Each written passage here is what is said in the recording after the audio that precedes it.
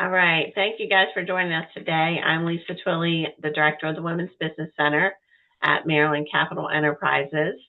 If you're not sure about who we are a nonprofit based in Salisbury. Also have an office in Baltimore City.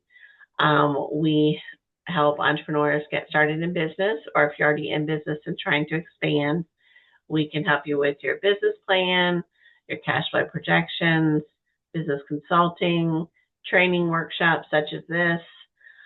We also do small business loans. We do have a women's business center here, so we do some things specifically for women. Some it's for everyone, but we do a women's business conference in March. So keep an eye out for information about that. If you guys would like to be on our newsletter list, please put your email into the chat and I'll add you to that. Or you can message my email and I can do it that way. I put my information in the chat, so if you have any questions or need help, we service all the Eastern Shore of Maryland, Baltimore City, Baltimore County, and Anne Arundel County. So we'll be glad to help you if we can. Today we have Rosalind Davis, owner of Rada Business Solutions, and she is here to share some information, some great information for you guys for your business. So thank you so much, Rosalind. All right. Thank you, Lisa. Can you guys see my screen? Yes. All right.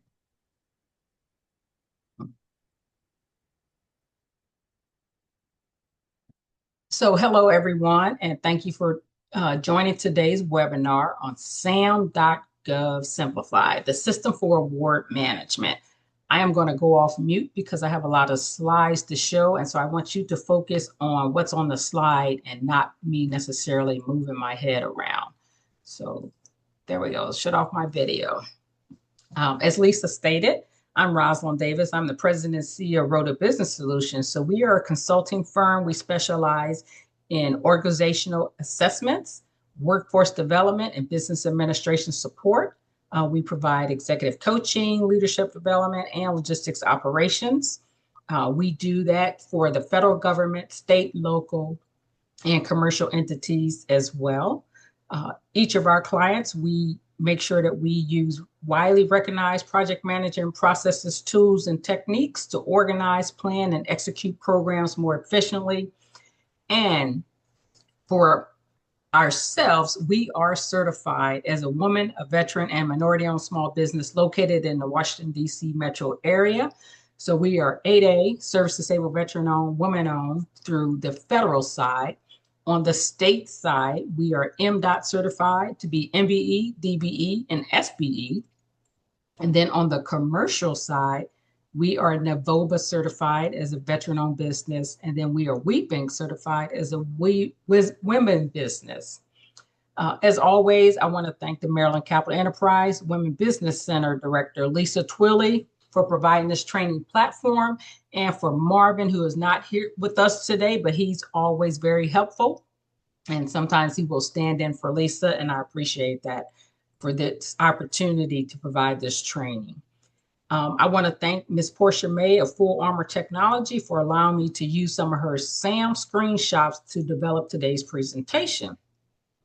Full Armor Technology is a global service provider standing up and or upgrading network infrastructures, cabling installations, automation, smart home, and cloud and software as a service for federal and commercial clients. Full Armor Tech is a woman, veteran, and minority-owned small business also located in the Maryland, D.C. area. Finally, my disclaimer, the screenshots that you're going to see in this presentation are actual screen captures from SAM.gov, but the views and opinions expressed during this training session are the views and in no way are my views, and in no way are the views and opinions of the government or any other entity. I want to highly recommend that if you have not done so already, in the top right corner of your Zoom screen, you might want to switch to the standard view to enhance your visibility of the SAM screenshots. If at any time you have any questions, you could raise your hand. Lisa will call on you. but I will take pauses at certain times to also see if there are any questions that you may have put in the chat, and Lisa will read off those questions. So with that, we'll get started.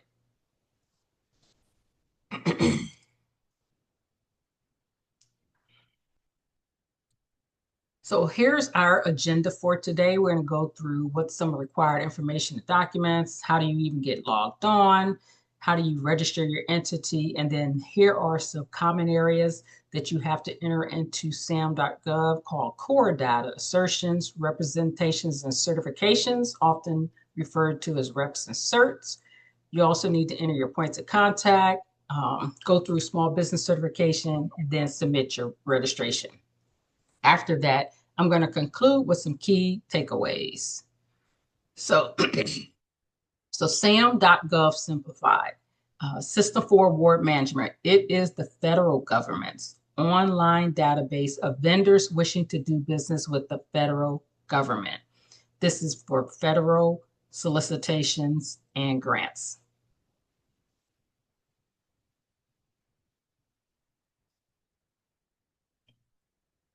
So in the chat, I put some links that if you want, you can bookmark them if you don't already have access to those links. But before you register in SAM, I recommend that you gather the following information and/or documents so that it will help when you go to register your entity to have that information readily available. So the first is your employer identification number, or your EIN. You get this from the IRS.gov. It's for your business. The link is in the chat again. You must complete the online application to get your EIN in one session, because you will not be able to save your and return later. And it's going to typically time out after about 15 minutes of inactivity. So if your session closes or expires, you're going to need to start your application over. In IRS.gov, you cannot use a virtual or a post office box for the physical address. It must be a physical address and not virtual or a PO. I want to also stress that to get your EIN, it is free. There is no charge at all from the IRS to get your EIN. So don't be fooled by companies out there wanting to charge you to apply for your EIN for your company.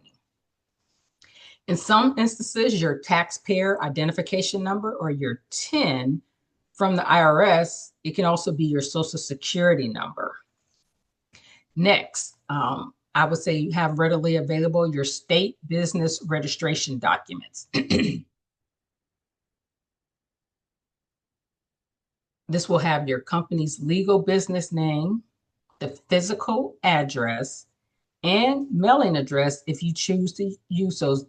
Your physical address and mailing address can be the same, or they could be different. But again, you have to have a physical address.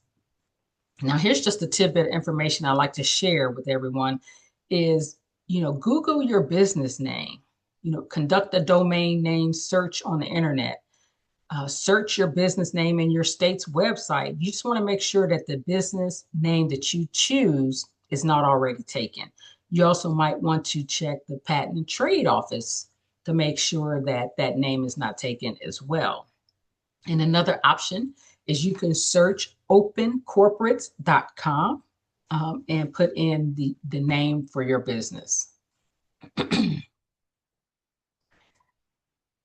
So another thing that I do is I create a folder on my desktop where I put in all the documents that I'm going to need for my registration.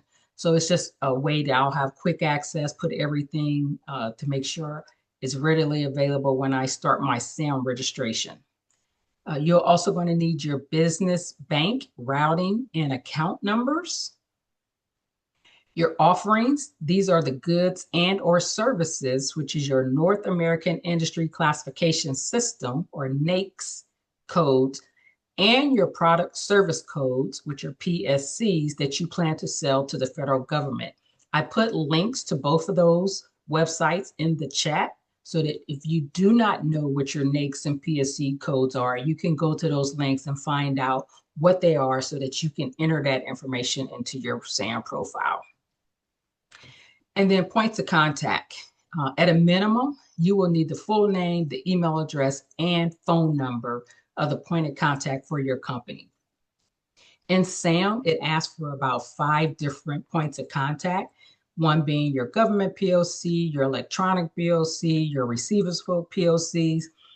That person can be the same. If you are a company of one and you are the point of contact for all of those, you can enter just your name, email address, and phone number for all of the company points of contacts that are required in SAM.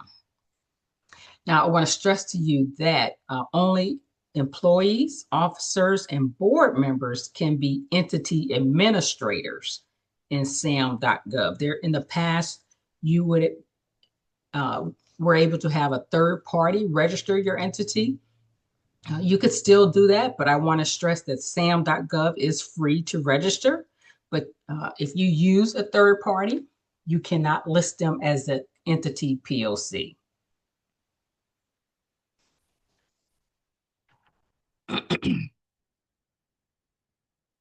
Excuse me. Need to probably drink some more water. All right, moving on. Lisa, are there any questions? No questions in the chat. Does anybody want to unmute? Okay, well, I guess we'll keep on.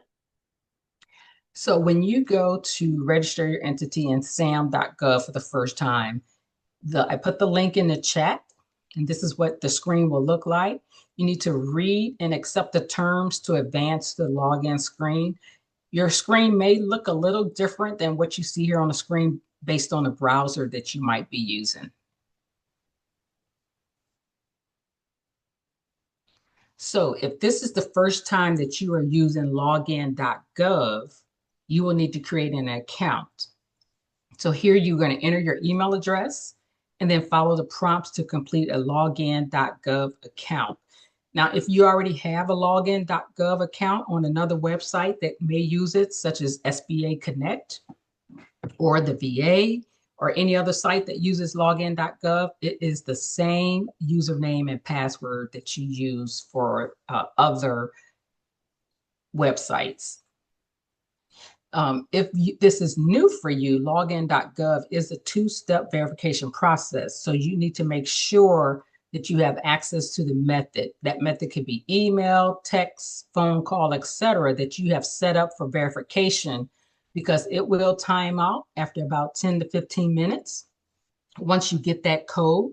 And when you get the receipt of the code, you're going to enter it on the screen and then click submit. So make sure you know what your 2-step verification process that you have set up, so that you either have your phone or you have access to your email to be able to enter that code.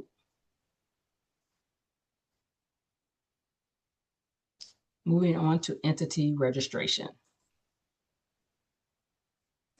So this is where you're going to begin the business entity registration process.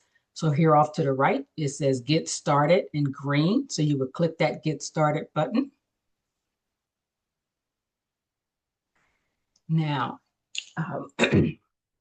this is what the screen will look like. It's going to say if you're a new registrant or if you need to renew or update your SAM registration. So for the purpose of this training, we're going to assume that you are a new registrant. The next screen is going to ask you, what is your goal today for registering with SAM? You're going to select directly with the federal government, that you want to do business directly with the federal government. And then the next section is asking you, what is your intentions today? Do you want to bid on federal procurement opportunities as a prime contractor? You want to say yes, you want to select as a prime, because if you select as a subcontractor, you don't submit offers and bids directly to the federal government. So you want to select as a prime for your choice. Now, who required your entity to be in SAM.gov? There's several choices here listed on the screen, my recommendation is to you decide it on your own. As the company officer, you are making the choice to conduct business with the federal government.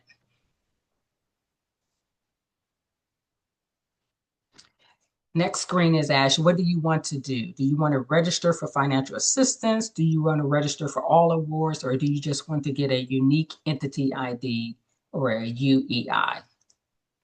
So if your sole purpose is to apply for grants and loan, then register for financial assistance awards only. If your intent is to be a subcontractor or a sub-awardee, then only apply for a unique entity ID, which is a UEI. There's no business entity registration required. Just getting a UEI just validates that you do have a legal business name and address. For the purpose of this presentation and this training, we're going to focus on how to register a US-based business in SAM for all awards, meaning you can go for grants and loans and also be a prime awardee. So registering in SAM, you will be visible to federal agencies and other government contractors and vendors that are looking for suppliers. You'll be able to directly bid on federal contracts as a prime, or you could seek federal system as a prime awardee. Now, of note, again, SAM is for federal awards. If you're interested in doing business at the state or local level, then you have to register with that government's platform.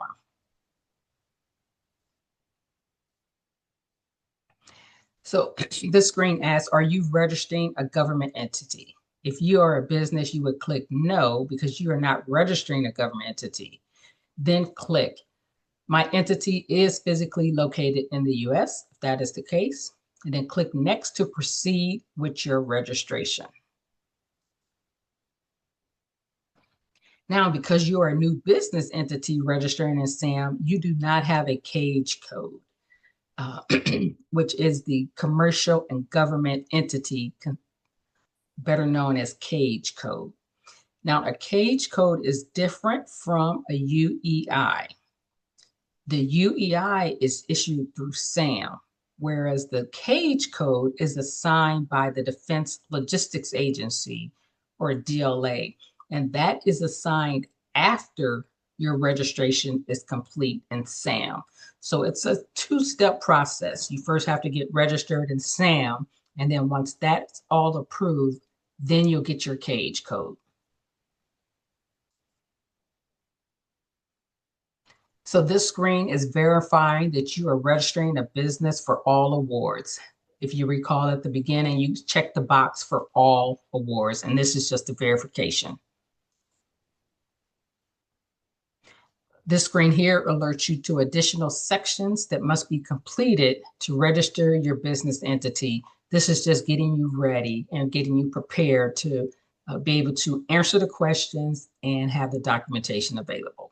So make sure, again, if you want to have a readily available, create a folder or something on your desktop so that you can have access to that information.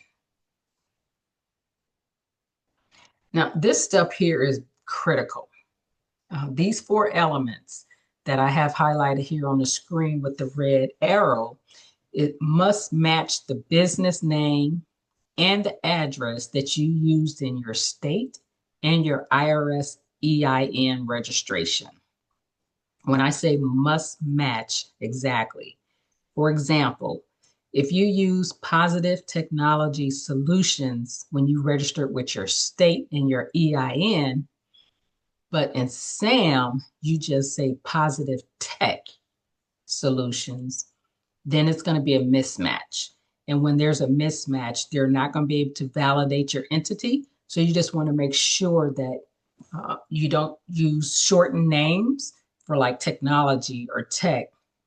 They must match exactly. If you accidentally put in the wrong company name, it's going to kick your registration back. And then they're going to ask you to fix it before you can proceed on getting your entity registered in SAM. So on this screen, is you're getting ready to validate your business entity. So as indicated, you cannot use a post office box or a virtual address for your physical location.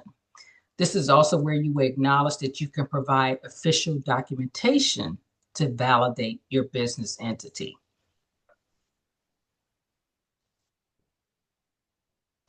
So on the next two screens that I'm going to show is the one on the left is you enter the year, and then you use the drop down to select the state where you registered your business.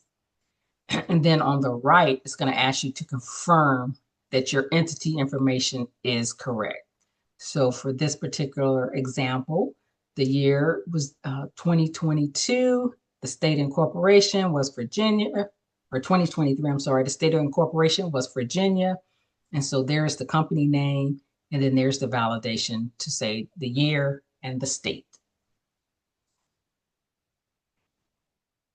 On this screen, you're going to click View the list of acceptable documents. I always recommend that you use that dialog box there that's available to you so that you can see the types of documents that are required to validate portions of your entity.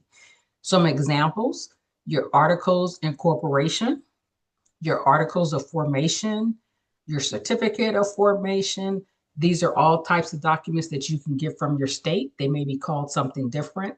So it could be your articles, it could be articles of incorporation, formation, or certificate, or a state receipt to show that you have paid your business taxes for your state or to register your business.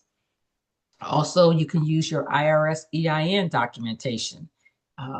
These are all just some forms of acceptable documents, but again, review that list there to make sure that you have those documents. Now, it says you must attach one or more, but let me caution you that you typically will need at least 3 documents, even though it says one or more. If you only upload one, then it's not going to let you advance to the next screen. So that's why I say you really need to upload 3 documents, because what they're looking for is a document with your company name, a document with the address, and then also one of those forms of acceptable documentation, such as your articles or your certificate of formation. So my recommendation is to upload at least 3 documents so that you will be able to advance to the next screen. If you have successfully uploaded your documentation, I want to say congratulations. You have just submitted your business entity for validation. This is just for validation. This is not the complete registration yet. So at this point, you can check your registration status by going to your workspace. So up here at the top right where it says workspace, you can see that this business entity is in the draft registration stage. Entity validation is typically taking about 3 to 5 business days right now. If everything checks out, your UEI will be visible the next time you log into SAM.GOV. So we're going to assume that everything checks out when you log into SAM.GOV. Again, you would go to your workspace. You're going to select work in progress, and then click on these 3 dots over here. Then select update from the entity's action menu.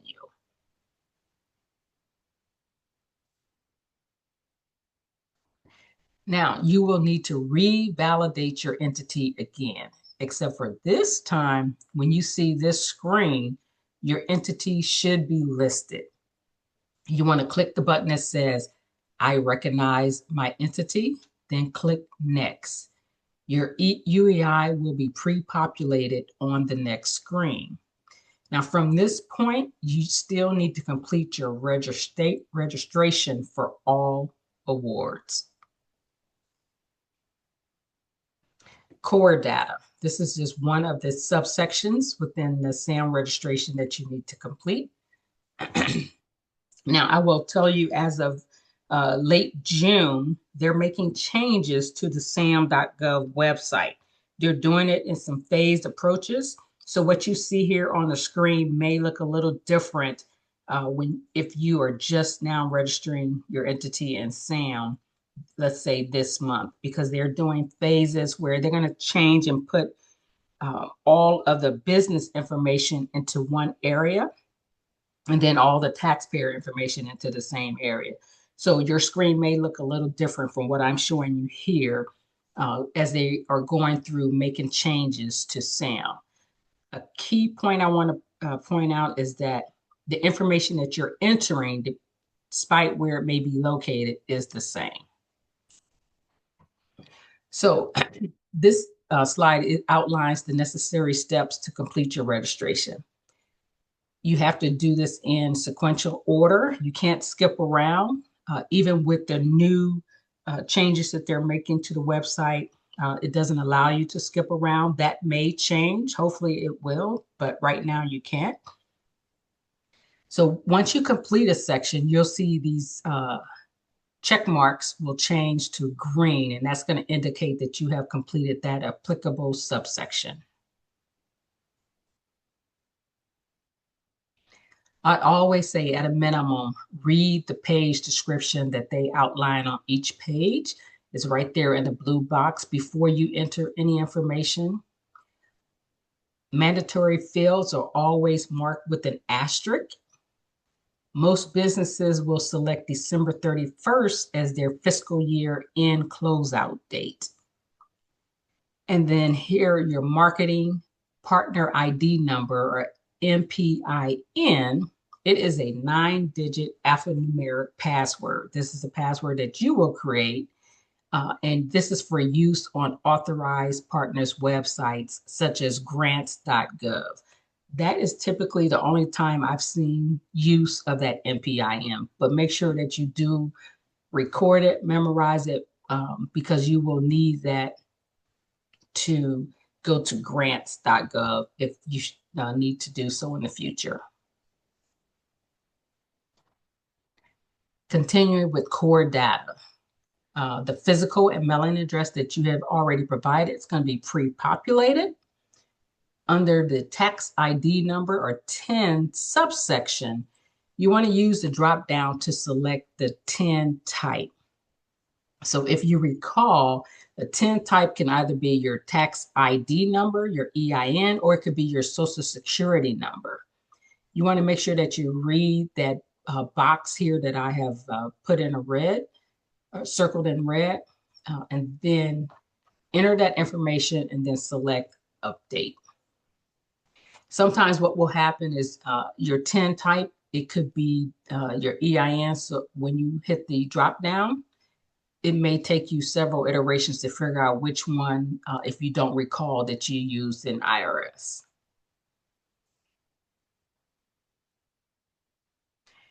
Now, on that previous slide, I use my Social Security number as my tax ID number because I'm a single member LLC.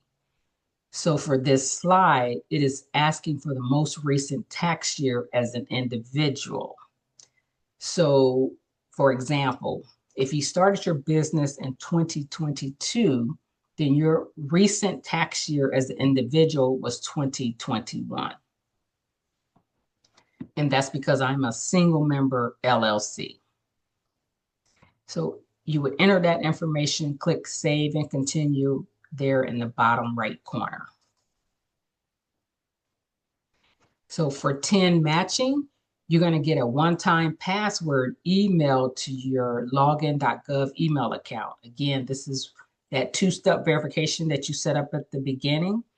You're going to get this one-time password, and you want to enter that password that's sent to your email or sent to your phone so that you can proceed to the next screen in SAM. Now, to allow time for questions at the end of this presentation, I'm not going to cover all the subsections under the core data because, as you can see here on the left of the screen, there's quite a few sections.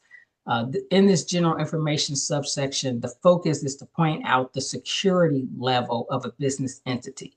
So what I've circled here in red, there's the entity security level, and then there's the highest employee security level.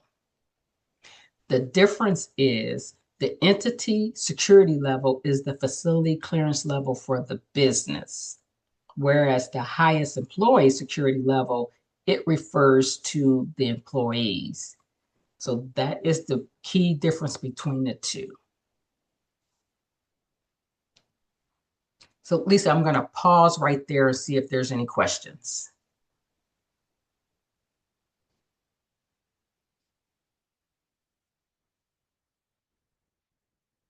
Okay. Mitchell, go ahead.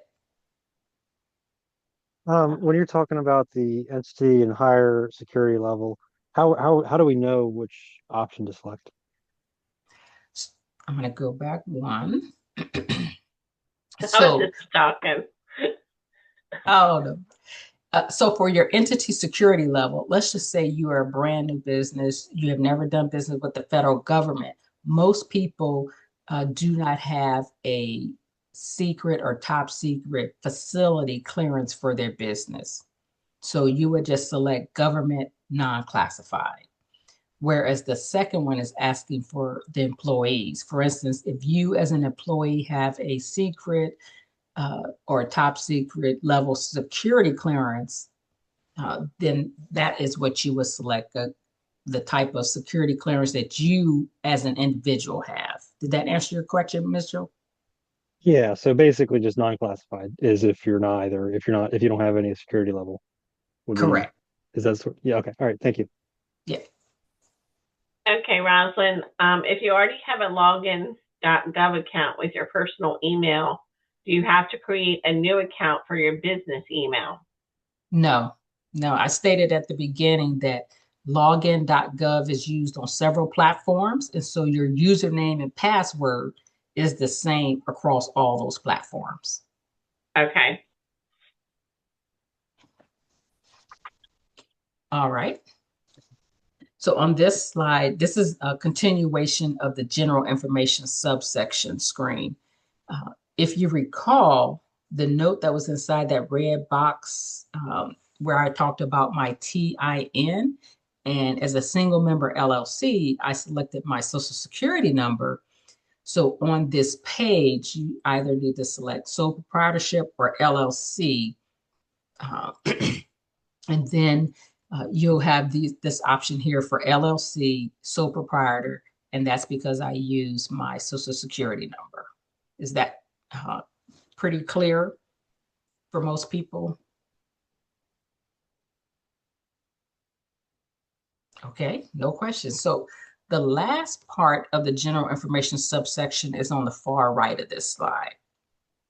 So you're going to select the applicable social economic categories that apply to you and your business. I want to caution you that whatever you select, it will be verified by the federal government prior to making an award to you in that category. For instance, if you check the box that says you are a veteran-owned business, you must be certified by SBA. Because as of beginning of this year, actually 2024, there's no self-certification for veteran-owned businesses. So just make sure that whatever you select, that you have been certified by SBA for certain categories, such as your women-owned and your veteran-owned.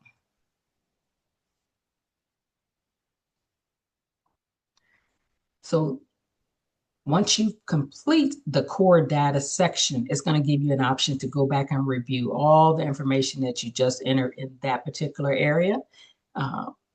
And then once you review it, you can go on to the next section, which is assertions.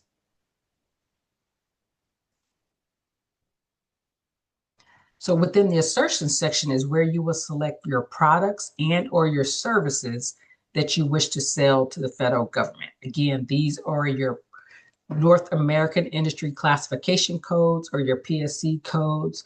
I've put both links in the chat. So this is where if you do not know what those codes are, you can go to those websites and find them here in SAM and then select them to add them to your profile.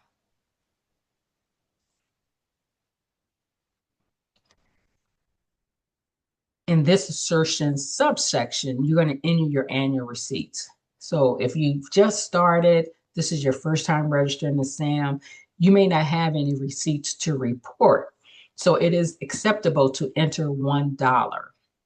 And if you're currently the only employee in your company, enter 1.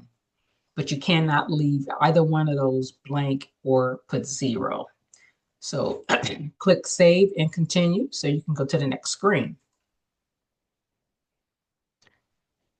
In this page description box that I've circled here in red, it says most registrants do not provide EDI information. Because SAM can be complicated and time consuming, I say if it says most registrants do not provide EDI information, keep it simple, select no, and save and continue. Because this is something that can be provided later if you're awarded a particular contract that requires that information. Now, this subsection of the assertion portion inquire whether you wish for your entity to be included in the disaster response registry. So you would use the drop-down menu to select yes or no. And then the next question refers to bonding. Bonding is mainly for construction companies. So select the appropriate response from the drop-down menu. Now, if you selected yes for disaster response registry, question above, then you're going to select the areas where you want to offer your products and or services. So you can say any state, or you can just say one state, or it can give you the option for multiple states where you can select 3 to 5 if you choose to. Now on this screen, you're going to review all that assertion information for accuracy. Again, it gives you that option to go back over all your information that you just entered. And then click continue so you can go to the next section, which is representations and certification.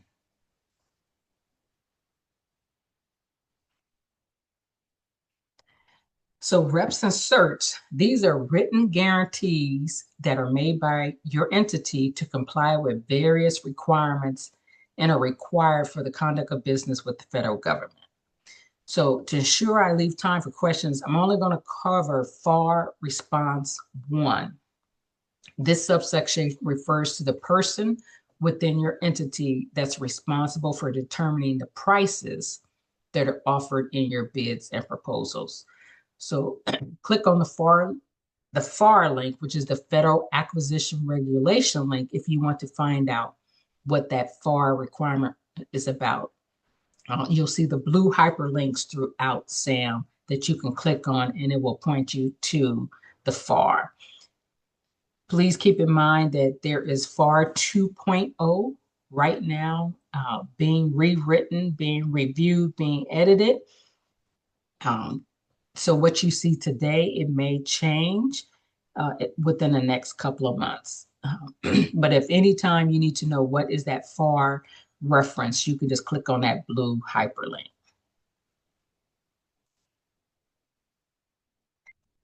So if you selected an architectural and engineering NAICS code, such as 541330 engineering services, then complete this page. You can use the drop-down menu to select that the vendor will provide this information with specific offers to the government as the default response. Again, this gives you the option to say you're going to provide this information later should the government need it. If you didn't select one of the architecture and engineering NAICS code, then this screen is going to still ask you, it says, our records indicate that you have not selected one of them. Are you sure? And so you would just respond accordingly. Now, also here is the defense, which is the Defense Federal Acquisition Regulation. So DFARS information. These next two screens that I'm going to show, they are referenced to the DFARS, reps and certs. And the first one's going to ask you if you wish to bid on or currently hold DoD contracts. You would either click yes or no. If you click no, then the rest of the screen will be not applicable. So in the DFAR subsection, you must read each of the clauses that are applicable. Whereas with just the FAR, if you're already familiar with it, you don't have to click the link. So for instance, here's the FAR at the top, but then you'll see the DFARs, the next options. You have to click on and read each one of those. Then you have to check that box that says that you have read them.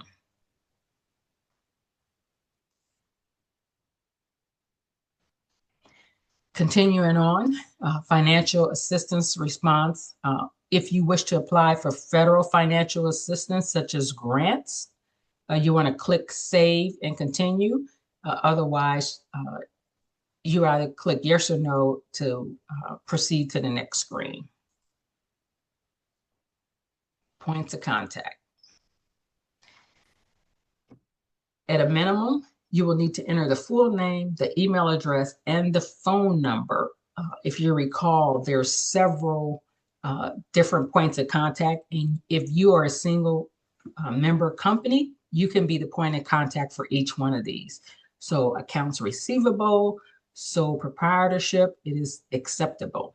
Even if you're the electronic or the government bill points of contact. What's convenient about this is once you enter your accounts receivable point of contact, then to save time in the drop-down menu from the next section, you see the copy button. So you can duplicate that information, which will save you time in the registration. So that it will duplicate and copy the information from the previous section so you don't have to continue to enter your name, your email, and your phone number. Now, one thing I do want to remind you that if you use a third party to register your business entity in SAM, you cannot list them here as administrative point of contact. And I don't recall if I said it, but I do want to make sure that you know that to register in SAM is free. There is no charge to register in SAM. There are companies out there that will say that they can register for you for a fee, but to me, you're essentially turning over your documents just so that they can upload it, but they will still have to come back to you to ask certain questions. So I would just say, do it yourself. It's free. It might be time consuming, but you'll know it's done correctly. Now, I'm going to pause, Lisa, and see if there's any questions. I don't see anything in the chat.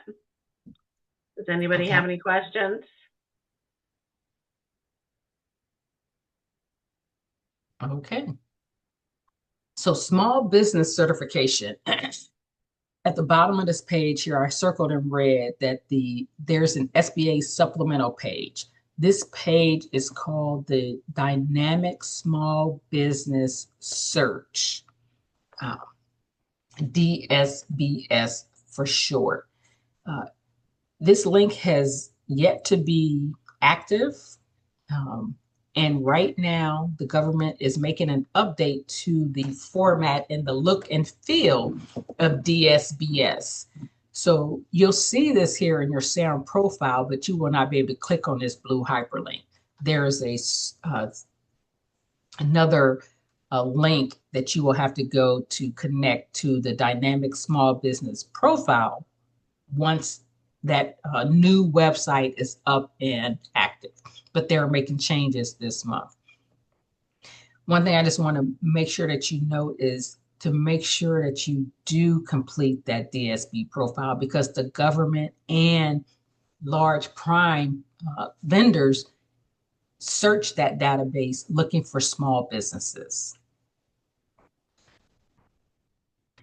And once that new formatted website is up, you go to SBA, you go to connect.sba.gov.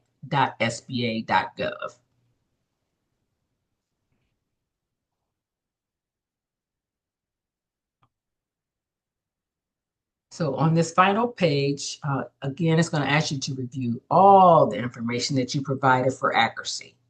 So if everything looks good, you want to click Submit Registration to complete the process. So after submitting your registration, it could take anywhere to 10 to 15 business days for your business entity registration to be verified and then activated, and then another 5 days to get your cage code.